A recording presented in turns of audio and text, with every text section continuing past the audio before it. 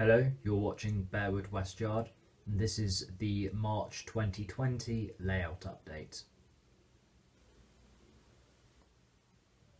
As always, I'm going to be starting this layout update on the western end, mainly because that's the more interesting end of the layout, or I kind of think so. So starting off, as always, with the temporary bridge, I have some plans in the pipeline, plans that I hope will be done by the summer, so I've given myself an extensive time frame for that. I'm planning to put in some kind of clay formed bridge, and that is, there's plenty of ex-London and South Western Railway type bridges around the Bournemouth area, mainly in brick, so I'm giving myself a challenge there. I haven't done clay work for at least 5, maybe 6 years since I was in school, since before I dropped art, before GCSEs, so that's going to be a bit of a challenge. I have extended by about 8 inches the cable trunking or so, and also included a little bit of ballast, and I originally told myself that I'm not going to ballast down there until the cable trunking's all in, as that would make sense, but I've thought, well, with the bridge there's not a lot of space, so I thought, well, I'll wait until the bridge is in so I know how much space I've got to put the cable trunking in first.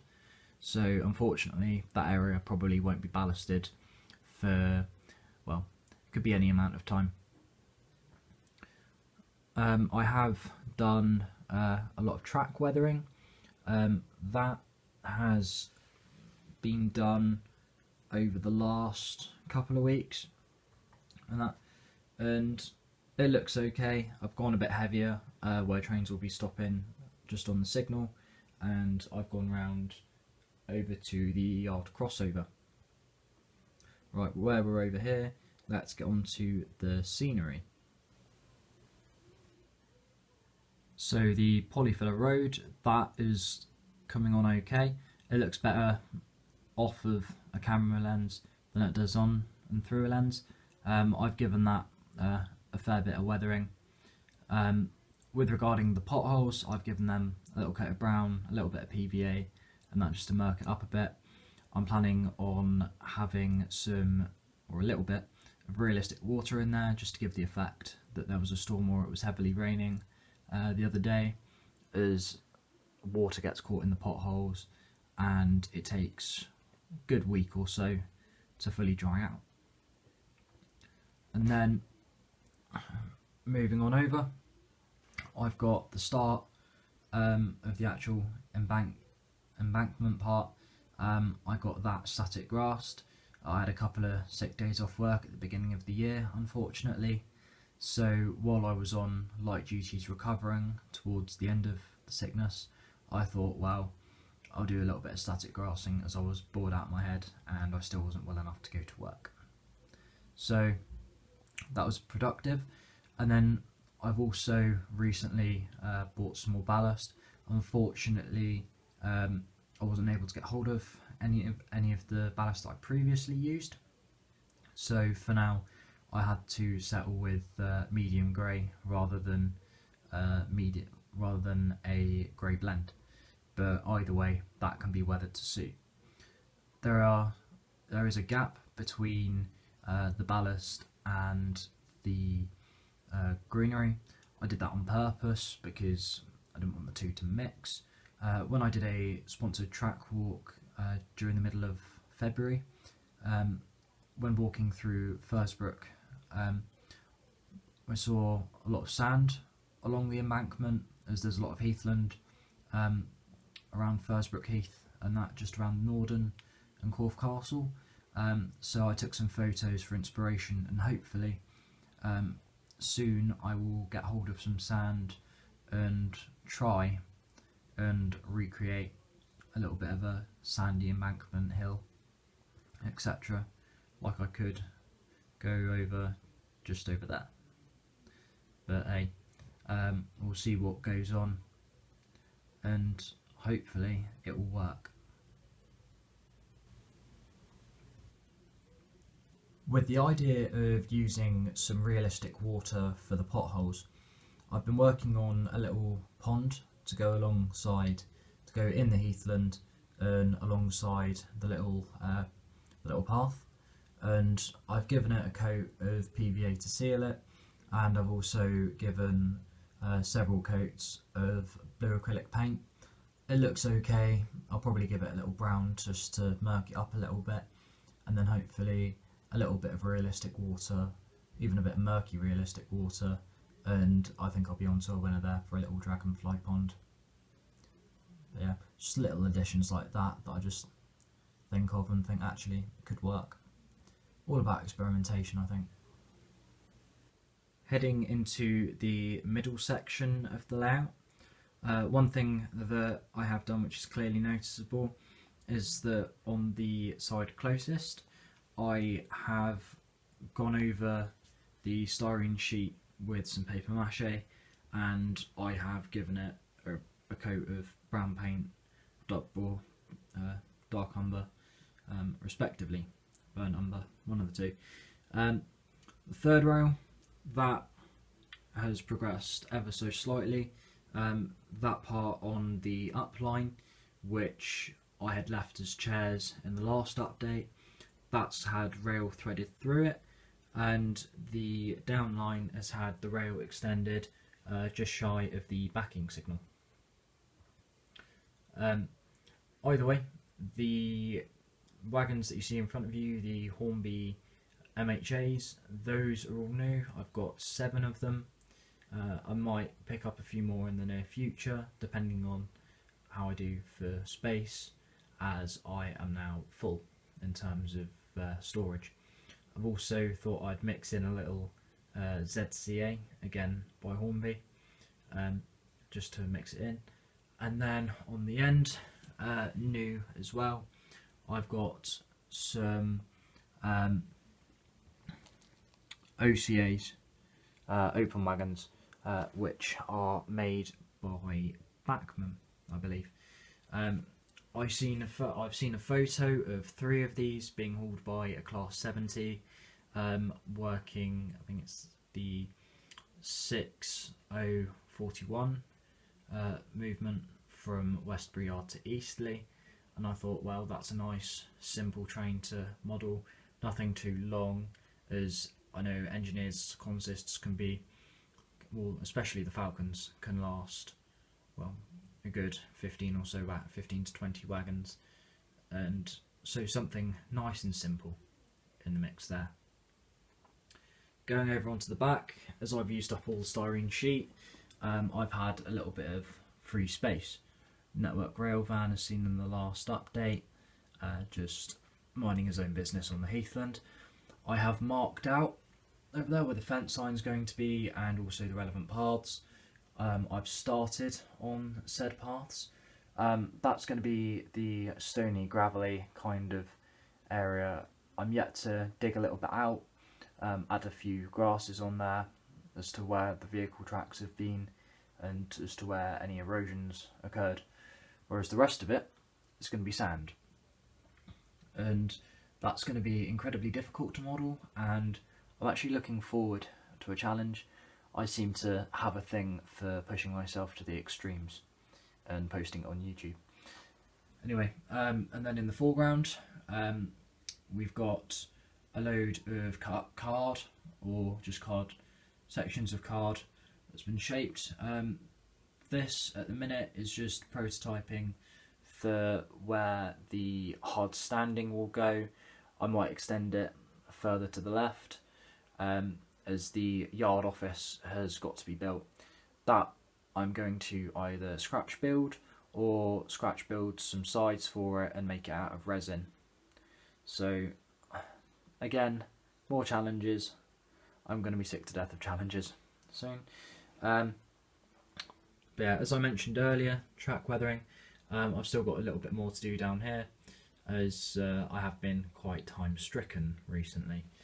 And then going over to the station approach, I have included the first little bit of detail.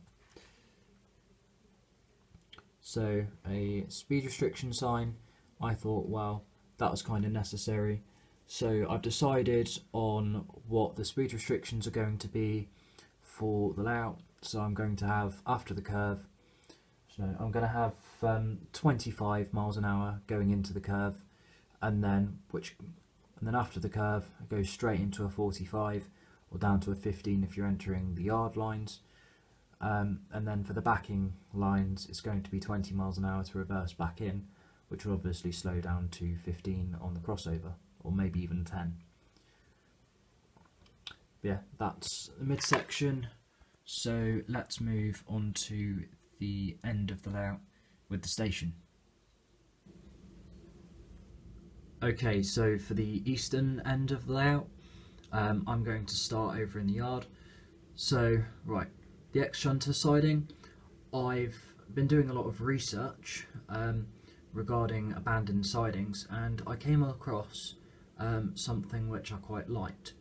And there's numerous spots across the country where during engineering possessions, especially during the 1980s and 1990s, if wagons suffered defects, they'd just be pushed into a siding and got at a later date, but unfortunately they never got picked up.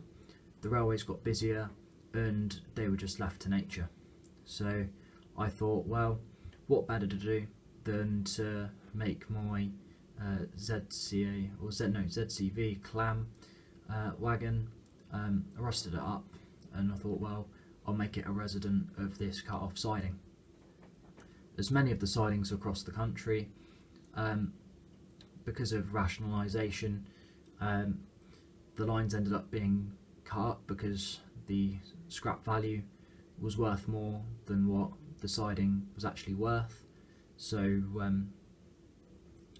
the points were ripped up, etc. And it makes perfect sense as to why the turnout's no longer there, and as to why there's just a siding with a wagon on it. If you like that, then feel free to make a comment, or if you think there's a wagon that will be better suited to it, then again, let me know. And as you can see behind it, I've got the access road into the yard. That has been completed.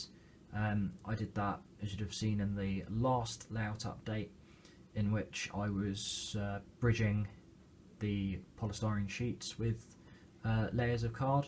I ended up getting it to the desired level, paper macheing over it for the rest of the terrain, and then going over it with card, which can be seen here, which I have cut to the relevant size to give a nice-ish width to the road. Moving up in the world now, and this will be the area where the access road connects onto the main road. I was having thoughts originally about having a little entrance to an MOD base, as I believe Westmore's just down the road from me has an MOD base down there, so I believe by the Royal Logistics Corps. So I thought, well, it wouldn't look out of place, so I bought a little booth and a RAF police dog van, as I thought, well, they're kind of fitting. But then I realised, well, with the space, I didn't want to overdo anything, so with them in mind, I thought, well, a little bit extra security wouldn't go amiss. So I've got a little booth. I'm planning on having a little couple of rise-up barriers, as you would have a little car park. So having a little checkpoint. And for the duration of the minute, while there's no barriers, I think the police dogs or the RAF police dogs are going to scare off any cable thieves that think they've got an easy time getting down to the line. And then going onto the main road, I've been doing some research on what roads would be best to have around the area.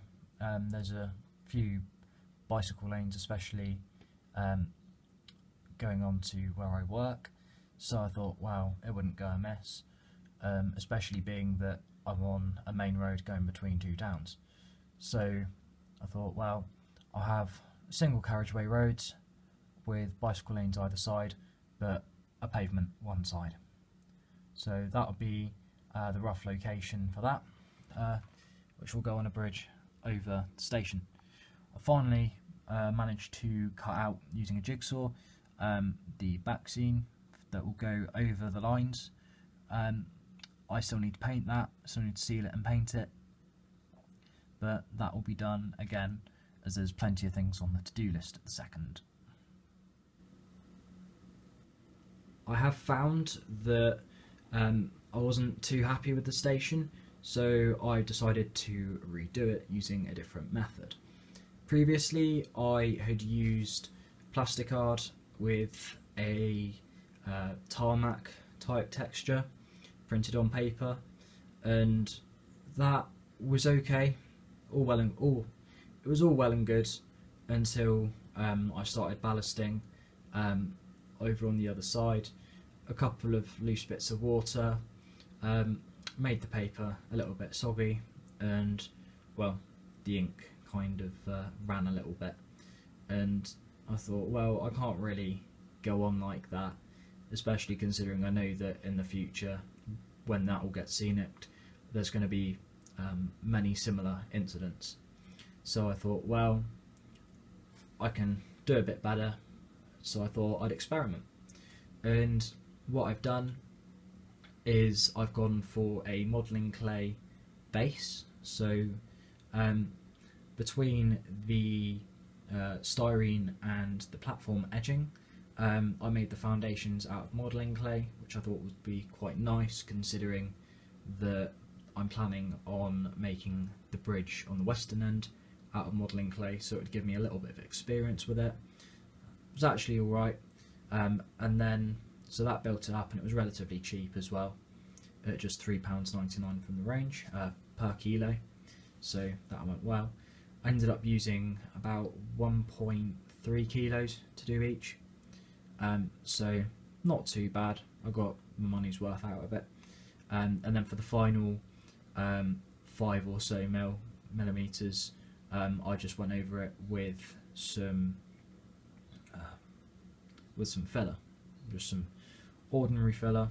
For the first part, for the island especially, for the island mainly, I used a powder-based filler, but that ran out, so I ended up getting some ready mixed filler as time was pressing, and I haven't had a lot of time over the last week or so, and I wanted to get it done. So yeah, it's looking okay, just need to sand it down, and then I'm going to go for the painted effect, and then any ripples or anything, any imperfections, I'm not actually too worried about, because it will look perfect for, say, a little dig up and put back down thing, say there's like a little gas main or something. But yeah, all well and good. On that front, I might even just sand it down, go over it again, and that to get a bit smoother, and then, but all good and well, just experimenting, and that you can never go wrong by just trying to experiment. As long as you get the results you want, it's all well and good. I think that pretty much covers it in terms of what's gone on the layout. I do have a couple of new additions to show, as it's been a good 3 months since I last did an update or posted a video, so let's get on to the recent purchases. So over the last couple of months I've only made a small handful of purchases. So I've got one of the new Bachmann Class 158s, one of the new tooled variants, this one in East Midlands trains. I do plan on re-vinyling the East Midlands branding to South West trains, as that is my area of operation. I bought this non-DCC sound, so just with standard DCC ready. I ended up buying one of the Ploex 22 decoders made by ESU.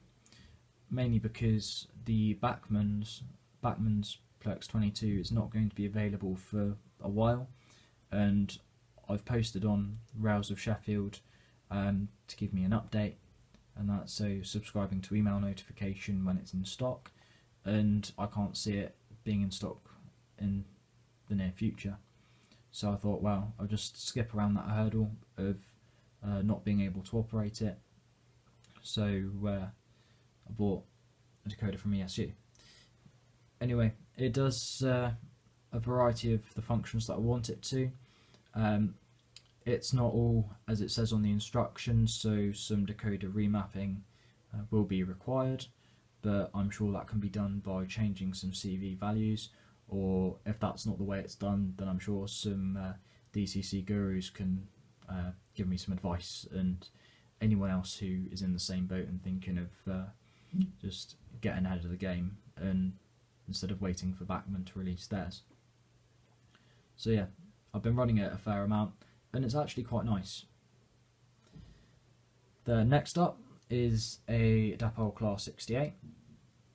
I was actually not intending to buy one of these, considering that 68s don't operate in my area of modelling, but after a course in Birmingham and having their revs in the evenings on the way back to Kidderminster, as my hotel was just outside Snow Hill Station, the revs in the evenings when leaving the station, and then listening to their engine as an alarm clock in the mornings, I thought, well, I can't really beat it, to be honest. So I thought I'd buy one, and it serves as a nice little memory.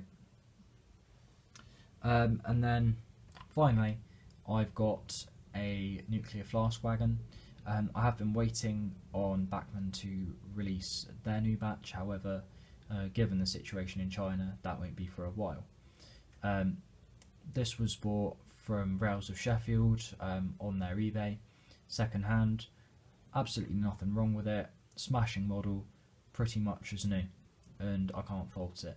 Sometimes second hand models, they're not bad, and as long as you get it from someone reputable, somewhere reputable, you can be paying a really good price for something that is next to new.